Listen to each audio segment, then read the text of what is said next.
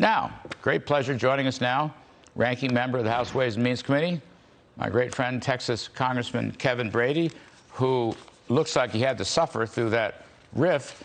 But, you know, Kevin, there's a little bit of truth-telling that's very important. All I'm saying is take a look at I know everyone's anxious to say how terrible the Biden economy is. I don't really think it's the Biden economy just yet. I think it's still the aftermath of the Trump economy, which had good policies. But I think today's jobs number, frankly, was a whole lot better in the private sector. You agree, disagree, bite back? It's okay. Yeah. So my experience through the years is that your analysis is usually accurate and more interesting. So you're right on target as always. So I would agree. The private sector numbers were better than the headline numbers. And I also believe ending those pretty lavish federal unemployment benefits have made a difference there. But I still believe that's still below what has become a monthly dumbing down of jobs expectations from economists. And that's because I think taken as the year as a whole, it's been pretty disappointing, especially given all the headwinds heading into 2021 that should have us at much bigger numbers and expectations than this. Secondly, you know, there is a Biden's jobs deficit. That's the gap between what he promised in jobs from that nearly $2 trillion stimulus and what he's delivered. He's short about 944,000 jobs from his expectations, not ours, his, and that continues to grow. That worries me. The other thing, too, is looking the labor force participation rate, workers, and that shortage. One, it hasn't budged in an awful long time. It went down slightly this past month.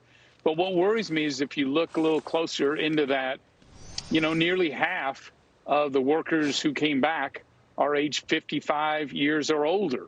It's twice the proportion they're actually in the workforce. But those younger and middle age workers at 25 to 44, you know, they are just flat, and shows that we've failed to bring millions of those workers. I think an estimate 4.5 million are still on the sidelines there. I think any economy that is not drawing, you know, that working age population back into the workforce has a challenge ahead. I think it's going to be difficult to see the rapid growth we saw under your leadership at the White House, the presidents and Republicans, without solving that worker shortage issue. I don't think, as the White House says, we just need to pour more money into those households and those families to convince them to work.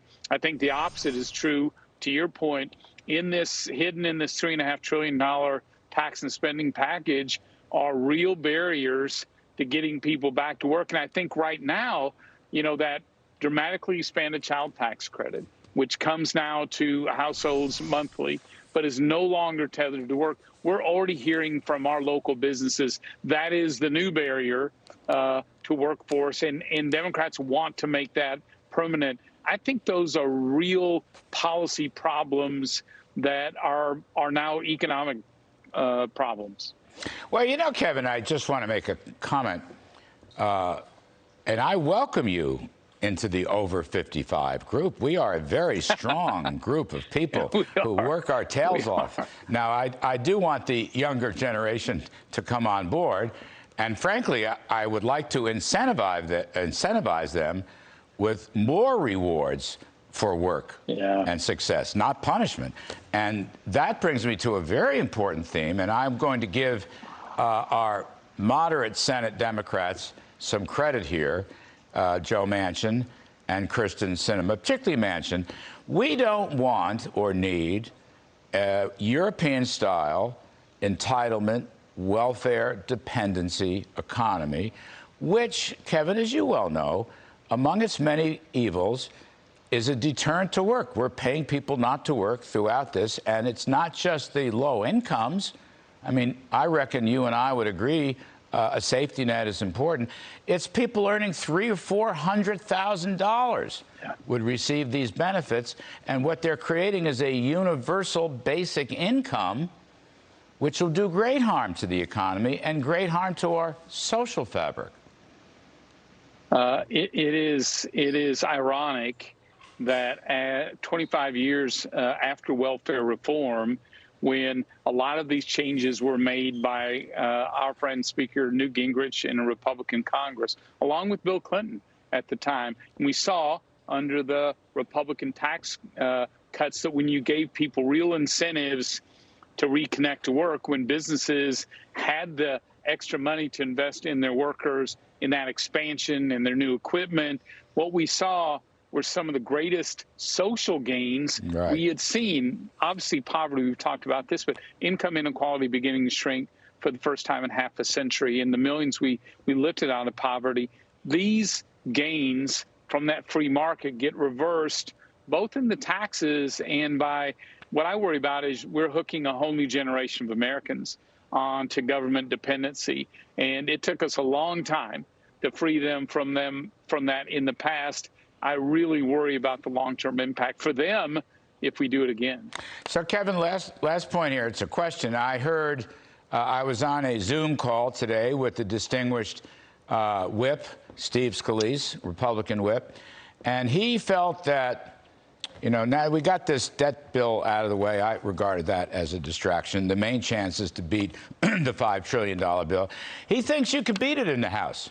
He thinks there's a dozen Democrats. He calls them liberals versus socialists. Well, all right, I'll leave that up to you fellas. But I'm just saying he thinks there's a dozen Democrats, of whom some combination of 4, 5, or 6 could end this disastrous bill right there in the House of Representatives. What do you think? You know, I believe we can. It is not assured.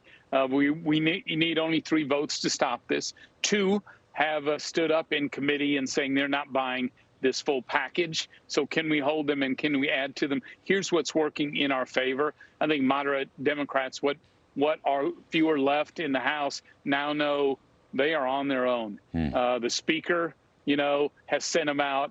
The president left them out to dry. Certainly progressives do not care about them at all. And they know if they vote for this package, they're not coming back in 2 years. The president's an albatross already around their reelection efforts. And so, you know, I think my prediction is if we get a third one, we will get 10 to step up and say this is the wrong spending at the wrong time and the wrong taxes for America. Let's refocus back on infrastructure. That's where I believe we can go. Good on you.